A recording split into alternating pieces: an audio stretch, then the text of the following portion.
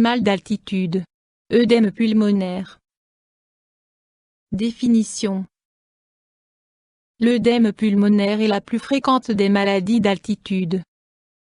En médecine, l'œdème pulmonaire se rencontre dans les maladies cardiaques, telles que l'insuffisance cardiaque et les troubles du rythme cardiaque. Au cours de ces affections, du liquide s'accumule d'abord dans le tissu pulmonaire puis, dans les alvéoles pulmonaires suite à la retenue de sang dans les poumons.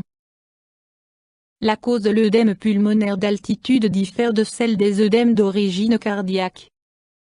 Pour cette raison, les traitements utilisés dans le cadre des œdèmes cardiaques se sont pendant longtemps révélés inefficaces pour traiter l'œdème pulmonaire d'altitude. L'œdème pulmonaire d'altitude peut survenir sur n'importe quelle montagne, les débutants et les enfants en sont particulièrement touchés. Cause. Les causes exactes de l'œdème pulmonaire font l'objet d'intenses recherches. D'après des découvertes récentes, un déficit génétique au niveau des cellules des alvéoles pulmonaires pourrait en être la cause. Dans des conditions normales, la pression au sein de la circulation pulmonaire est de 10 à 15 mmHg. Chez les alpinistes, qui montent pour la première fois en hauteur, cette pression peut augmenter jusqu'à 30 mmHg.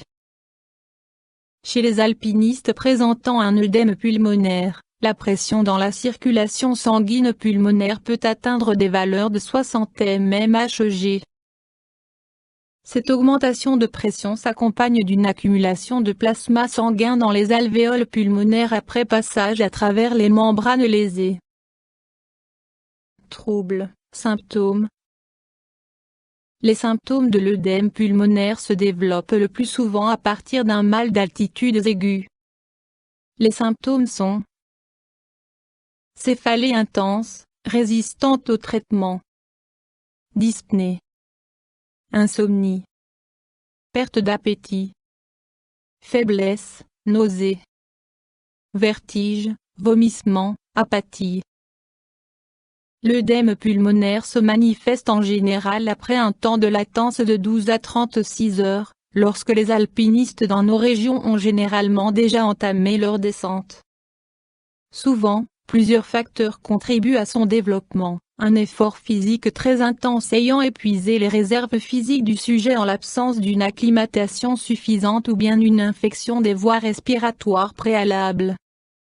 L'œdème pulmonaire survient fréquemment à des altitudes de 3,500 à 5,000 m, mais les symptômes peuvent déjà apparaître à 2,500 m en cas d'ascension rapide. Les symptômes de l'œdème pulmonaire se manifestent souvent la nuit ou à la levée du jour, comme la respiration se ralentit durant la nuit et l'absorption d'oxygène est moindre durant cette période. Symptômes typiques. Détresse respiratoire intense. Lèvres bleues, cyanose, trouble de l'absorption d'oxygène dans les alvéoles pulmonaires en raison de l'accumulation de liquide à cet endroit. Présence de râle à l'auscultation des poumons avec crépitation et respiration sifflante en raison de l'accumulation de liquide dans les alvéoles pulmonaires. Options thérapeutiques. Sans traitement approprié, l'œdème pulmonaire peut mettre la vie du sujet en danger. Mesures générales. Descente immédiate d'au moins 1,000 m d'altitude, même si les symptômes peuvent déjà s'améliorer après une descente de 100 m. En plus, ou si la descente n'est pas possible, administration d'oxygène. Caisse hyperbare, caisse dans laquelle la pression est augmentée avec une pompe, ce qui correspond à une descente d'environ 2,000 m. Traitement médicamenteux, uniquement sous surveillance médicale.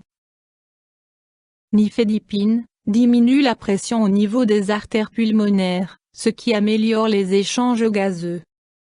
Dexaméthasone, cortisone, pour traiter l'œdème cérébral et barre oblique ou l'œdème pulmonaire. Complications possibles. En présence d'un œdème pulmonaire, une pneumonie avec fièvre et altération de l'état général se développe fréquemment dans les jours qui suivent. Cette pneumonie doit immédiatement être prise en charge par un médecin et être traitée par antibiotiques et substances mucolytiques.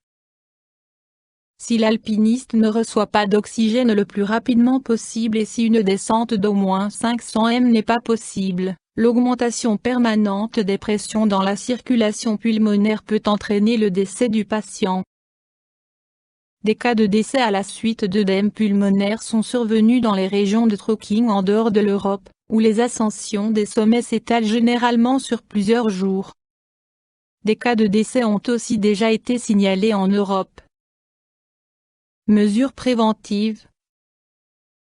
Pour prévenir la survenue d'un œdème pulmonaire, il faut veiller à s'habituer très progressivement à l'altitude par une ascension lente des sommets. Comme règle générale, à partir de 3,000 m, le rythme de l'ascension ne doit pas dépasser 300 m par jour. 3 principes importants à respecter en cas de mal d'altitude. 1. Reconnaître le mal d'altitude. En cas de malaise, il faut penser au mal d'altitude jusqu'à preuve du contraire. 2. En présence de symptômes, interrompre l'ascension. 3. En cas d'aggravation, descendre immédiatement. YouTube Dr Alabé.